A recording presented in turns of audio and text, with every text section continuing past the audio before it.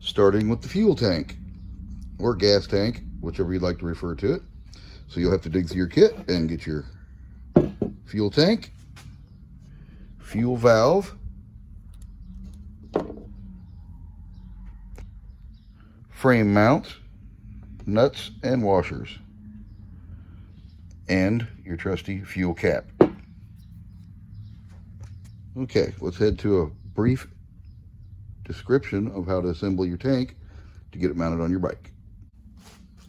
First thing I do, and it helps quite a bit, is I take a little paintbrush. It's not 100% necessary that you do it, but it does help. Dip it in a little drop of oil and give my threads a little coat of oil, because there is a rubber O-ring inside of here that you don't want snugging down dry.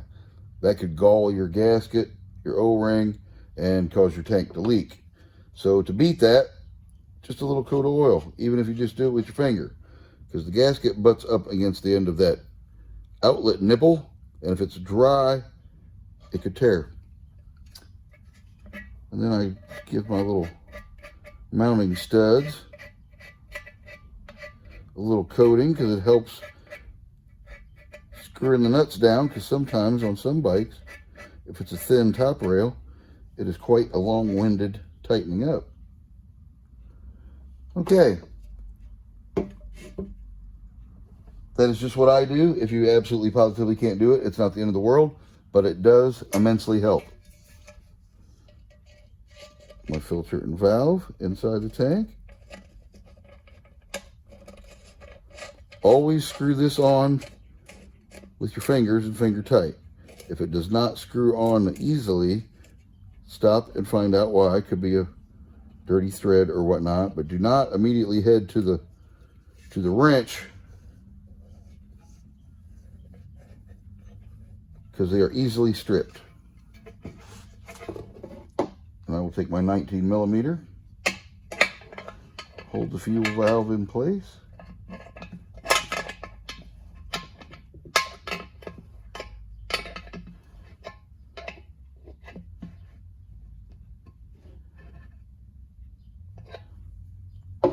tightening wise, you just want the fuel valve snug, just a little past snug, just to where you can't move it by grabbing it and twisting it that way.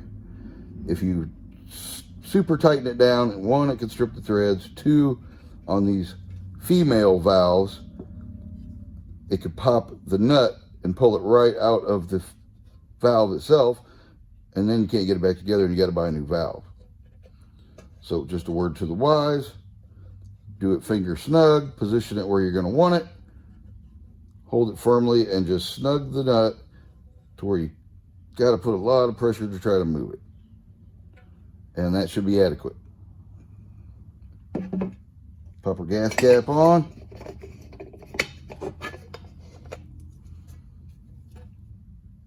Our braces go as so. After you mount it to the top rail of the bike, put your nuts and washers on.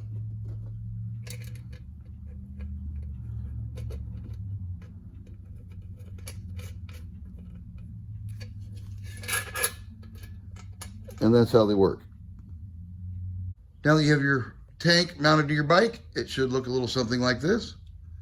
As you can tell, the clips go under for those who do not know, and being it is your first time, we're going to give it all to you, all the information that may help you out. Okay, so that is the end result of our fuel tank. It is mounted, tightened, and ready to use.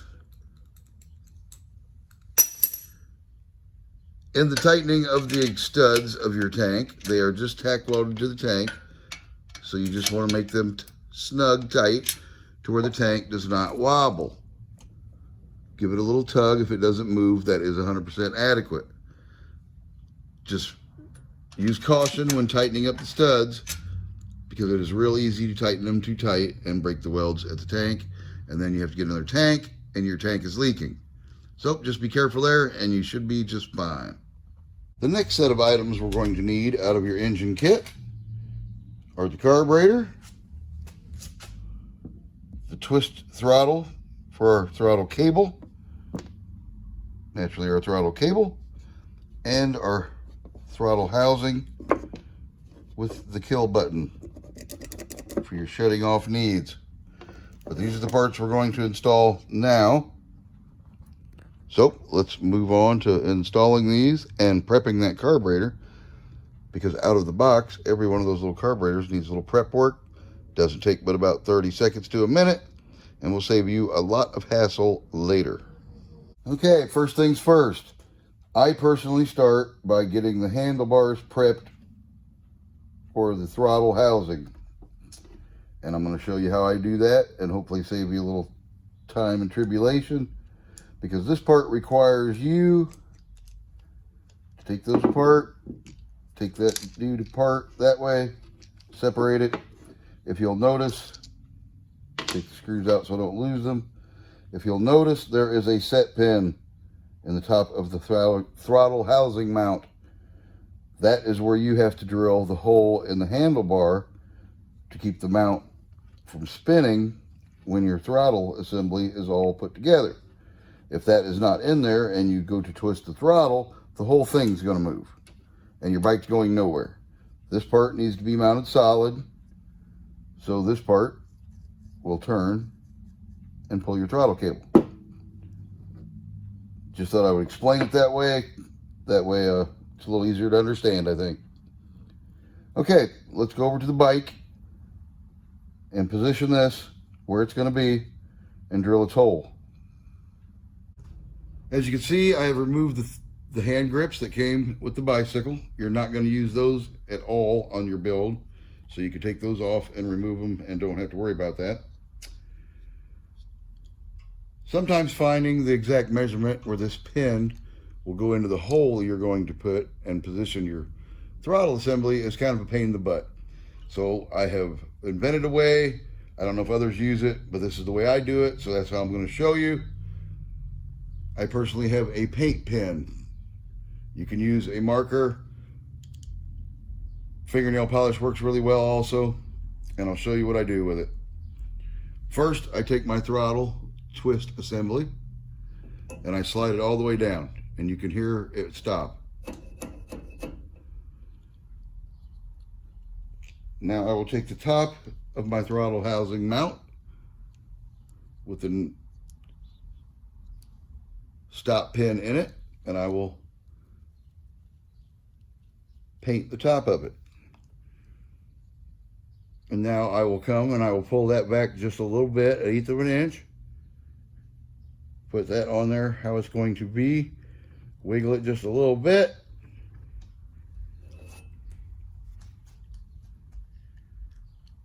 Which gave me just enough of a paint dot right there to know where I want to drill the hole for my throttle assembly. Alrighty, I personally take a tiny drill bit and make a pilot hole, because it is hard to get the actual size bit right from the start to start on a round handlebar. So now I'm going to drill it to the correct size that I need for the housing. And that went rather way smooth. All right, now our handlebar should be prepped for when we get to the part of mounting our throttle. Now that we have our handlebars prepped for our throttle housing, I personally go ahead and just stick it back together to make sure I don't lose any screws or nuts. Some have nuts in the bottom and they sometimes get loose and fall out as soon as you take them out, and if it rolls away, you're having to go to the hardware store and get another nut. Who wants to do all that?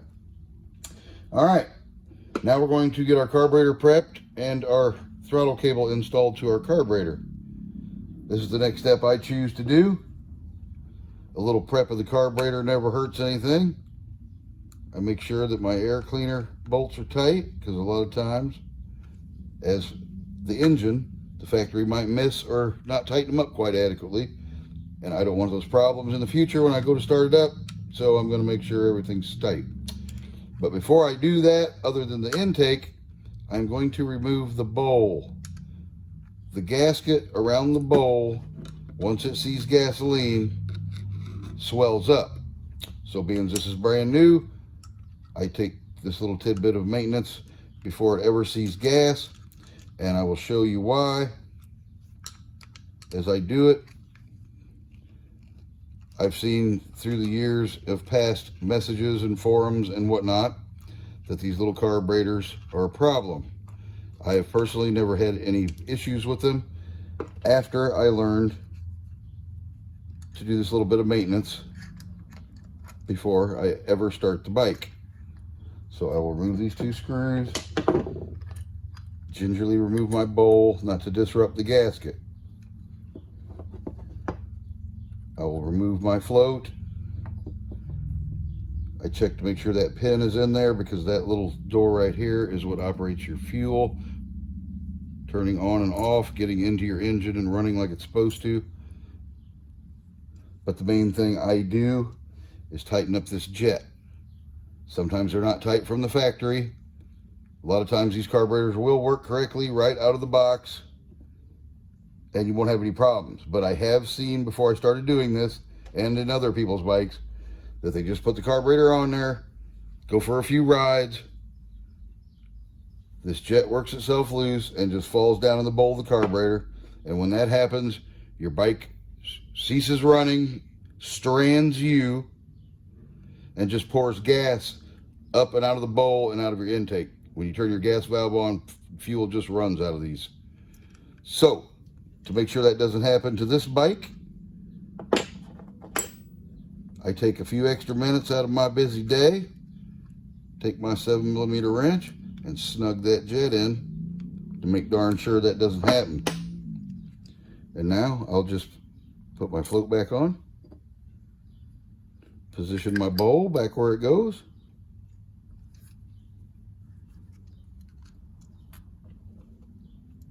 and replace the 2 screws. I think I'll get that one started so it doesn't fall out on me. Not really snug it up in case I got to wiggle this side. And now I will tighten up that screw. Now you want them tight, but you do not have to tighten them like they are a wheel nut on a car. You just want them snug. And the same thing for this side.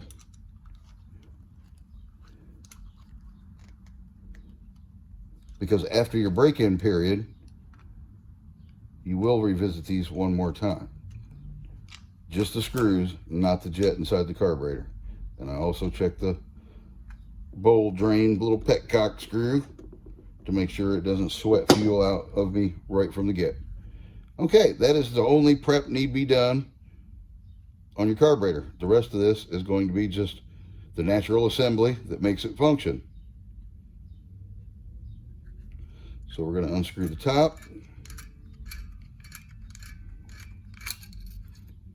take out our spring, our needle and keeper have come out, but that's okay. I'm going to show you exactly how to reinstall that, because that is a necessary part. Now I need to go over and get a tiny screwdriver so I can get that slide out of there. Okay, now that I got my trusty pick, that way you can see a little better. My slide is just stuck in there just from sitting in the factory and shipping and whatnot. There's no oil on it, so it's not real slippery. So it just needs a little tap. And there we go. Oh, doesn't want to stand up. Okay. Now the important part. Installing our throttle cable to the slide.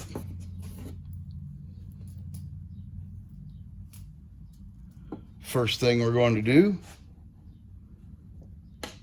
is we put the cable through the top of our carburetor as so. Then we're going to slide our spring on. Spring is second.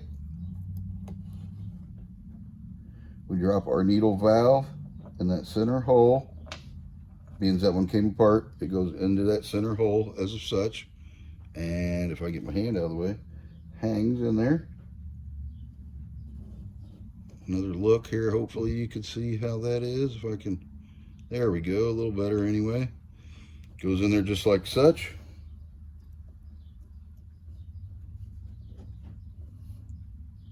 And this is the keeper for it. It is necessary. It has to be in there. You line up that slot with that slot, which we're doing pretty good on. My cable's shrinking on me a little bit. Gosh dang it. Back through the top. Back through the spring. I'm just trying to do too much with one hand, I guess.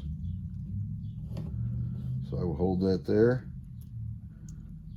The cable goes on justly in the bottom of your slide. There is a little home for that, as you can see. So I will hook that on there.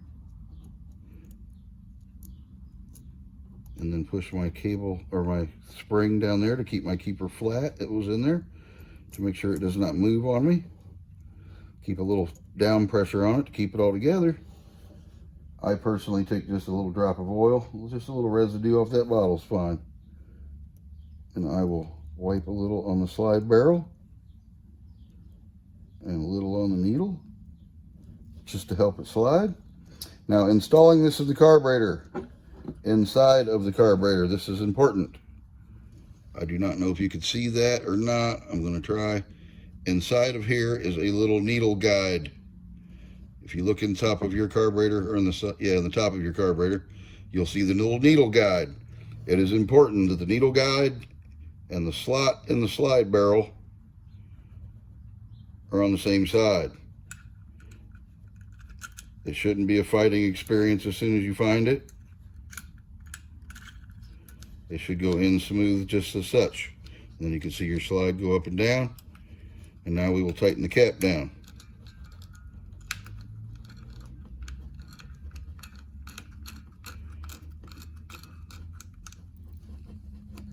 Now we'll give our cable a couple pulls. A little light in there for you, best you can. Up and down all easy, so we know that part's functioning just fine. Okay, now we will go install the carburetor, our throttle housing, hook our throttle cable up to the throttle housing, and we should be good to go on the throttle. It's time to put this throttle assembly and cable together all in one piece. So we're going to slide that down. This is why we drilled our hole before we got this far, so it's done and taken care of. The first step is at the bottom of your housing. That is where the elbow fastens to. Move the wires out of the way. Run that up about halfway. You get that back up there. The wire was kind of messing with me. And right there. And we'll tighten our jam nut up, finger tight for now. Now we will take our twist throttle grip, place it in the little hole right there. Goes through that channel as of such. And now we will slide this assembly down the handlebar where it necessarily needs to be. We have to line up our little stopper peg right there with our hole in our handlebars.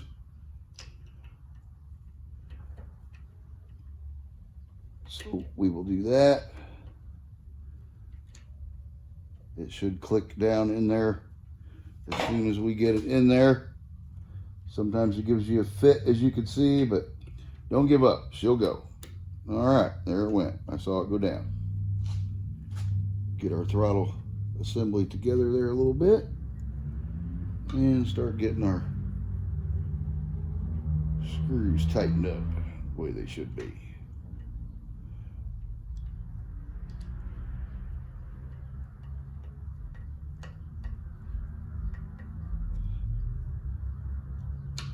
Sorry if my arm is in the way on that. Trying to get it out of the way for this back half. Just didn't want everything to slide. I had it all together.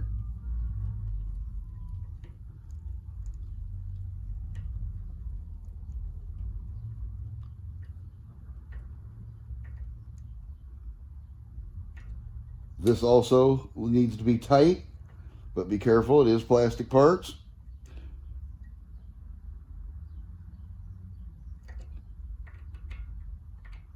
Give that one more check. As you can see, it fits tightly around the handlebar. Our set pin is in the handlebar, so the housing can't move, but yet our throttle works as it's supposed to.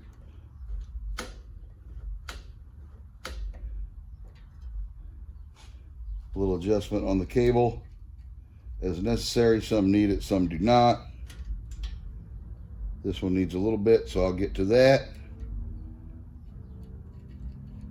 But for the general assembly, that is what we should have as our end result. Alrighty then, a quick overview. This is what we should have. This is where we should be. Our throttle assembly is attached to our handlebars. Both screws are tight. No binding. Operates smooth as it should. I have affixed the wires down the handlebar for the kill button that we'll be getting to here momentarily. Now that everything was in position, tighten up your jam nut for your elbow, also your cable adjustment, because these are not really for throttle, they are to adjust the sleeve. As you can see, the sleeve was loose, but now it is not. Adjust it up, doesn't slop in and out, works as it should.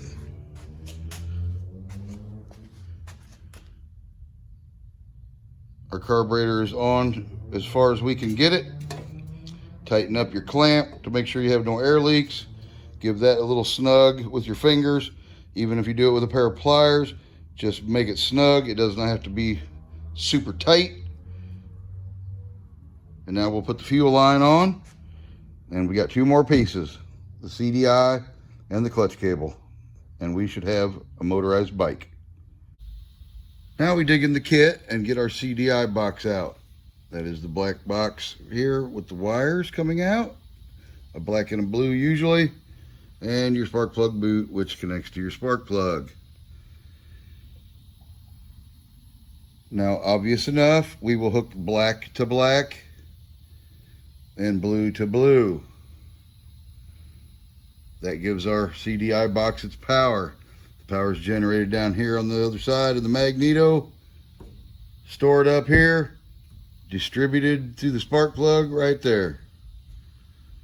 So now we just need to hook up our kill wire buttons.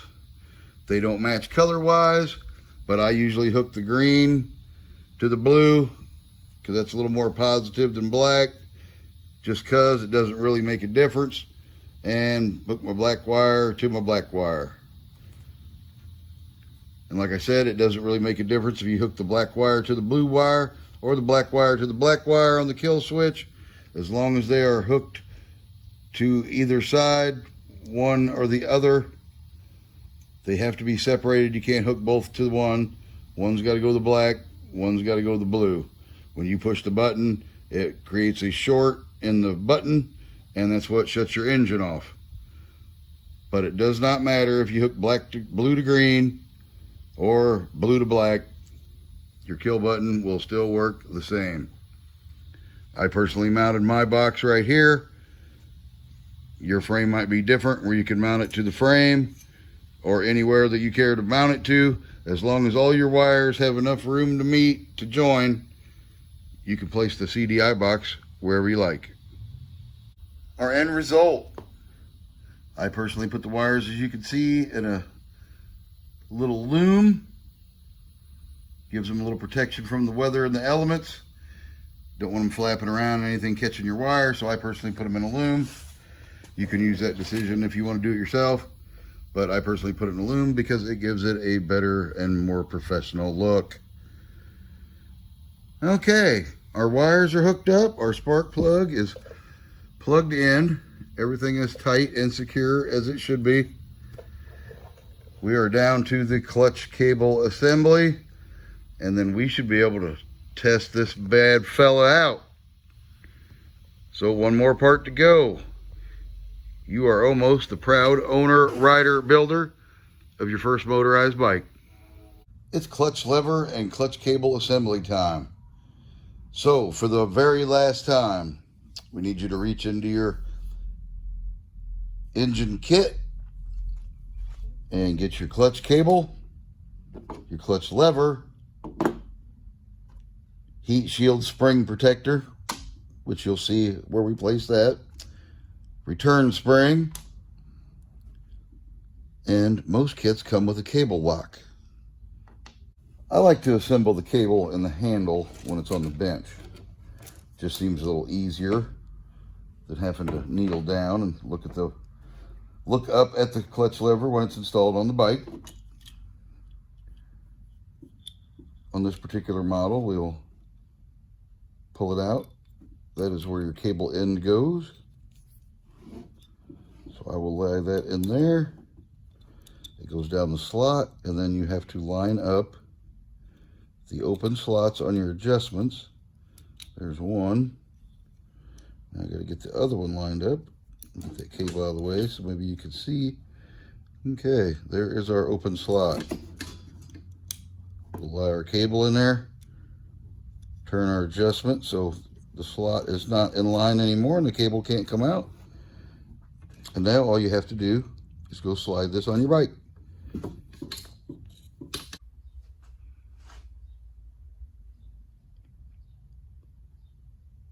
What we should have now is our clutch lever on our handlebars as such. Now I will place the last but not least handle grip until I hear it bottom out and I know it's completely on there. Oh, let me get that back in there. And now we will install the cable through our actuator arm, put our springs on, our return spring on, and adjust our lock on the cable.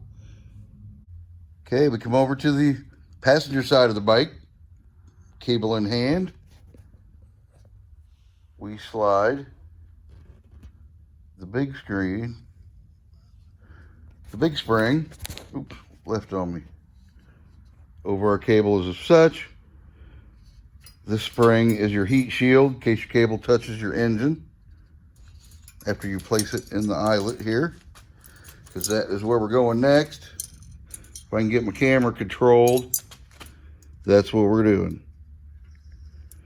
And just push the cable through there. Make sure your cable is flush inside of there. Slide your spring down to that general area, because it's what's between your cable and your heat of your engine, to make sure it doesn't melt. Usually the engines don't get that hot, but I guess through over time it could happen. So it's a good, once again, precautionary measure. All right, let's mosey to the other side.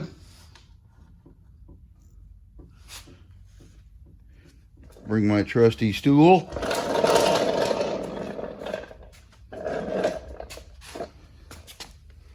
All right, we're gonna get there.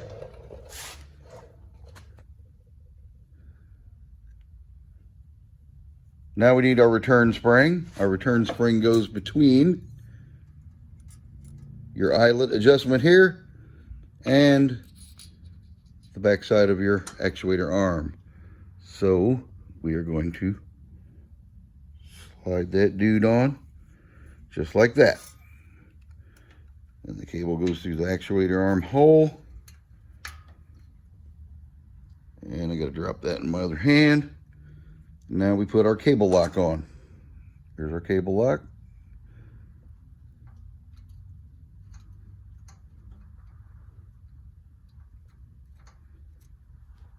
Apparently I need to screw that out just a little further. It wouldn't go on one-handed. Now she's going on. And we will pull all that tight, and that should give us some clutch. And you should be ready for a test ride right after a little of adjustment. We're ready for the final step. Clutch cable adjustment on your actuator arm. Now you'll push your actuator arm in toward the middle of the engine while you firmly hold the cable with your other hand and slide your cable stop up against the actuator arm, and now you'll firmly tighten the set screw. It's hard to do all that with just two hands and get a good job. So I will show you a little way that I do it, which might help you do yours. I have a tiny pair of vice grips, or you can use a large pair, just something that lock on there. You don't want to set them to death grip. We just want enough to grab and hold the cable without damaging it, because we don't want to fray the end or kink it anywhere. You never know, in the future you may have to remove the cable and want to get it back through the holes. If it's all frayed, you're not going to be able to do that. So I will take my slack out best I can and hold it. Clamp my vice grips on there. Now I have something to hold on to. Hold on to my vice grips, slide that up with my thumb. As you can see, there's not a lot of slack in the cable anymore, because we need it to pull the arm all the way to release the clutch so we can roll our bike, start it, and pedal it if we want. So I will set it snug with these. And then they also come in handy so you don't stab yourself with the screwdriver, which is real easy to do and not fun at all. Now I don't have to have my hands up directly by it. And I will tighten it the rest of the way to make sure it doesn't slip.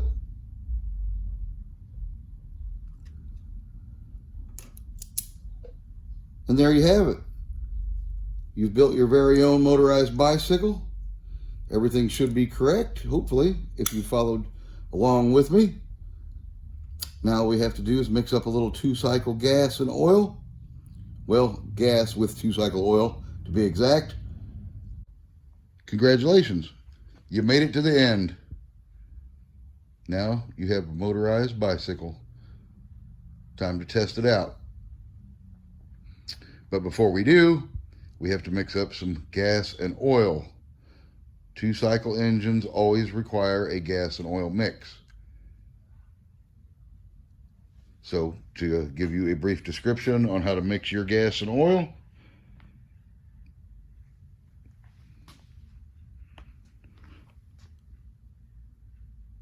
I went down and purchased 1 gallon of gas, and I poured in 1.5 bottles of oil. A complete one of these and a half. Just for my break-in oil. We're not going to turn this into anything massively scientific. That will be more than adequate. For our break-in first tank of fuel. But is 100% necessary. If you run just straight gas right out of the pump in your motorized bicycle, it's only going to make it about 25 feet and the engine is going to be damaged. So you always have to remember to mix oil and gas for your 2-cycle engine. Okay, that is for a different video, but I want you to have the knowledge to get started. You did all this work, you sat down for 8 to 10 hours and assembled your bike. Be ashamed to mix the gas incorrectly, damage the engine before you ever got a chance to enjoy your bike. I am going to share this oil chart, which someone might want a screenshot or something, but it does help understand the oil to gas ratio for those who don't know. All right. Well, let's get this bad fella out and see if it's going to work the way it's supposed to.